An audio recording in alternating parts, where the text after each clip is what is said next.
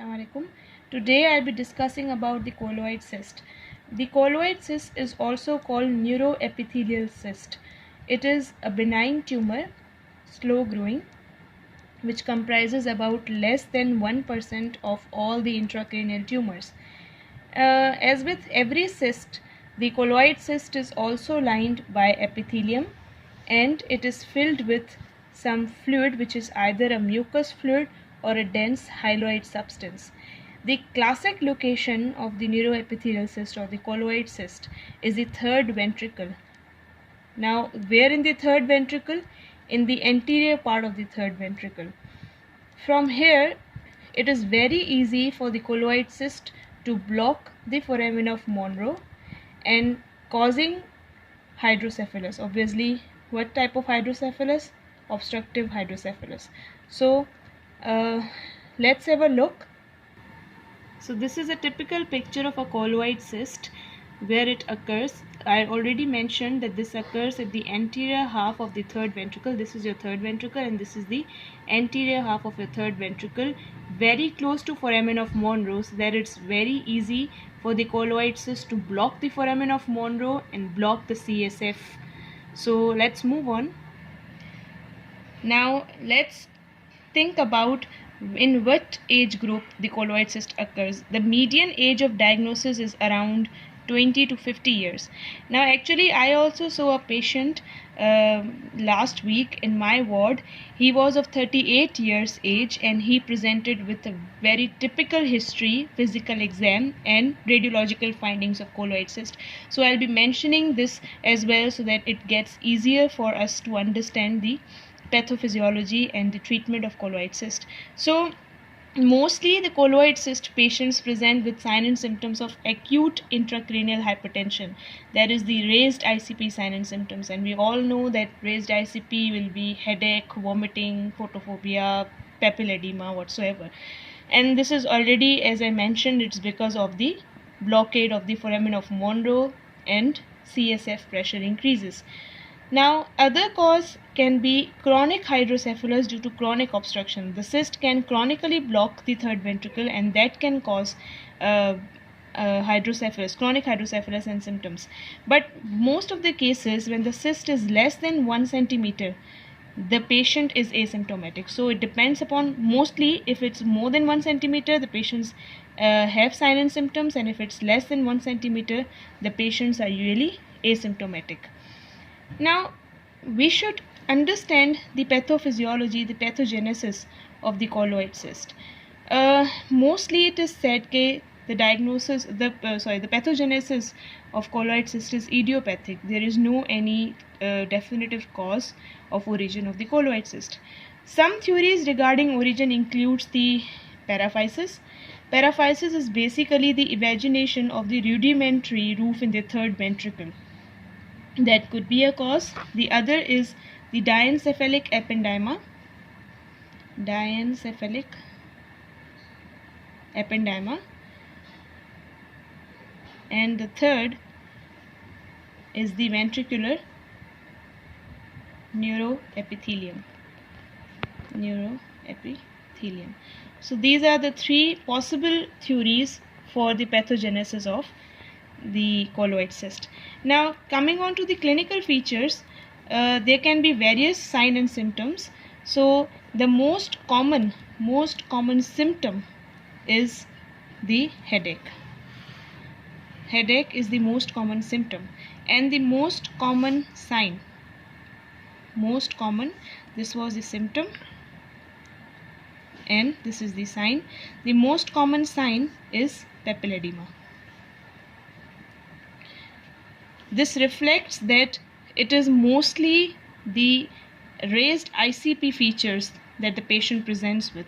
So in my patient as well, he presented with headache, and on physical exam there was papilledema, surprisingly very typical of colloid cyst. Along with headache, he also had blurred vision, which is also one of the symptoms of colloid cyst. But on signs, he was not having any other sign except for papilledema. Just discussing about few other features of colloid cyst, the patient can have gait disturbance, altered mentation, vomiting, incontinence, dizziness, seizures, and some other features like drop attacks, diplopia, but they are less frequent than headache and gait disturbance. Signs, the patient can have also gait disturbance when you examine the patient. In also a few cases, rather not few, in more than 25% of cases, the patient can have a normal examination. And also the patient can have upper motor neuron signs, nystagmus, tremor, hyporeflexia, or sixth nerve palsy. These are the features with which the patient can present. Now, the one most important thing to bear in mind is that some patients can present with sudden death. This is not a small thing, it's a big deal. So let's discuss about this sudden death thing. It's rare nowadays because nowadays we have the CT scans and we can easily diagnose and catch colloids before it can lead to death, but it was very important in the previous era, and it is even important nowadays because even if there is a slightest risk of sudden death, it should be explained to the patient, and it is so significant that that discussion should be documented. An obsolete theory is that these tumors are mobile and therefore they could shift the position and acutely block CSF flow with resultant herniation. Another reason can be progressive hydrocephalus because of tumor growth, and that can result to brain decompensation. There is a change in CSF dynamics because of LP or ventriculography. That can also be a contributor to the sudden death thing. There can be a disturbance of the so-called hypothalamic mediated cardiovascular reflex control. So this is all a cause for the sudden death. Now, we should bear in mind that the classical picture of hydrocephalus in such a patient is dilatation of only lateral ventricles. It's very understood, but it's important to remember as well. The lateral ventricles are dilated only, not the third and the fourth ventricle. So this is a form of obstructive hydrocephalus, obviously the level of foramen of Monro, that will lead to just the dilatation of the lateral ventricles. Let's come on to the radiological evaluation. Now, radiological evaluation obviously comprises of the CT scan and the MRI. So the CT scan finding is the typical hyperdense lesion.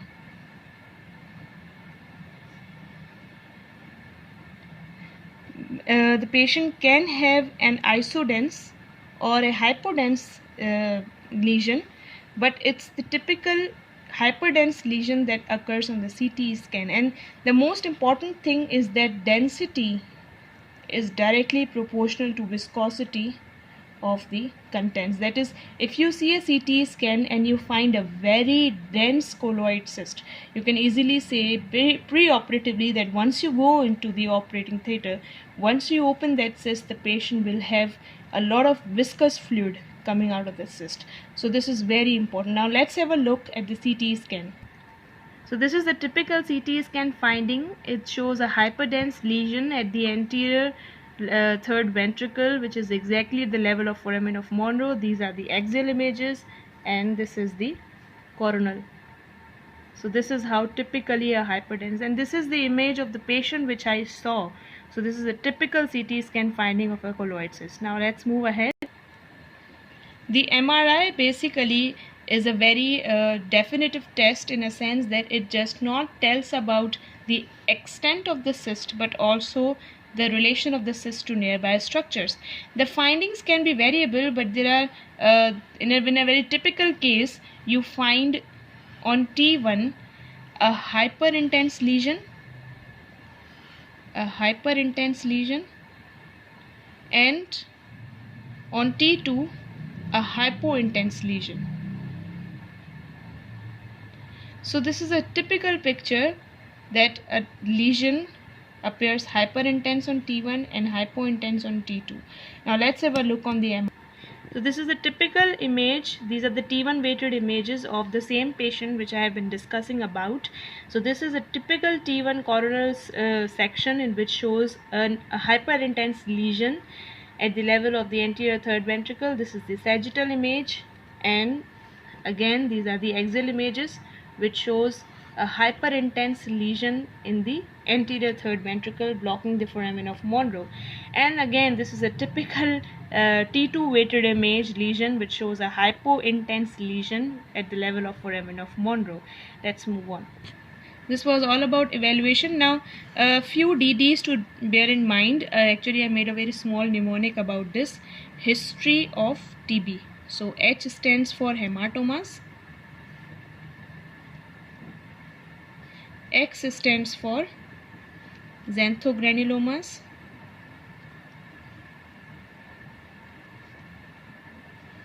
T stands for tumor. It can be a primary tumor or a secondary tumor. And B stands for basilar artery aneurysm. So basically, basilar artery aneurysm is more of a top differential, but just to remember this, I made a small mnemonic. So basilar artery aneurysm. Now, the treatment, basically in the initial days, it was recommended that you should go for a shunt procedure before going for the surgery. So this shunt procedure was about a bilateral ventricular shunt or a unilateral shunt with fenestration of septum pellucidum. But nowadays, direct surgical treatment is recommended. But when you should go for surgery? Now, there are a few indications so as to when we should go for surgery. If this cyst is less than 10 millimeter, that is, it is less than 1 centimeter, and there is no hydrocephalus, then it is very good reason to just monitor the cyst. Monitor the cyst by two ways, obviously by clinical improvement or deterioration, and by imaging. If the cyst is less than 10 millimeter again, but there is hydrocephalus and the age is more than 50 years. Now, if the patient is asymptomatic, there are no symptoms, then you can monitor. But if it's symptomatic, you can go for surgery. If it's asymptomatic, you can monitor. But if there are signs and symptoms, you can go for surgery. But once the cyst is bigger than 1 centimeter, it's bigger than 10 millimeter, whatsoever, any age, whether hydrocephalus is present or not, whatsoever, you have to go for surgery. It's an indication for surgery. Now, as far as surgery is concerned, there can be many approaches. I'll just write down those approaches because I won't go into the detail of the surgical approaches. There is a transcallosal approach. Just remember it by something from superficial to deep or from deep to superficial. It will be very easy. So I am writing it down, but I'll let you know how to remember it. Transcallosal, transcortical, stereotactic, and ventriculoscopic or endoscopic.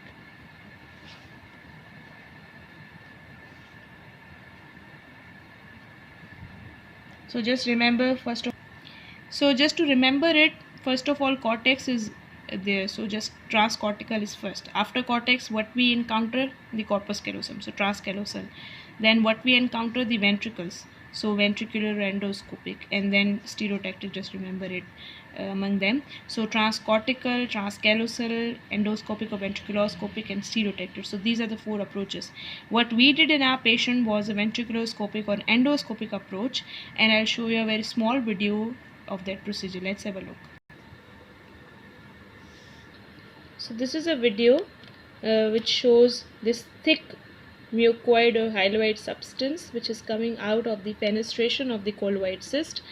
And what we have done is that we have just taken out a piece of the capsule of the colloid cyst, and after taking it out, this is a mucoid substance that is coming out. As I already told earlier when we saw the CT scan, that it was a very hyperdense lesion. So the hyperdensity is directly proportional to the viscosity, and we can find it over here that how viscous the cyst content is. So this is the capsule and we'll just excise it out. So this was all about our topic. I hope you understood it. It's a very brief presentation and brief explanation. You can find it more in the details of Greenberg and other books. I have taken all this from Greenberg, and there are many other reference books as well. You can use them and find out the details of this topic. Till then, take care. Bye bye.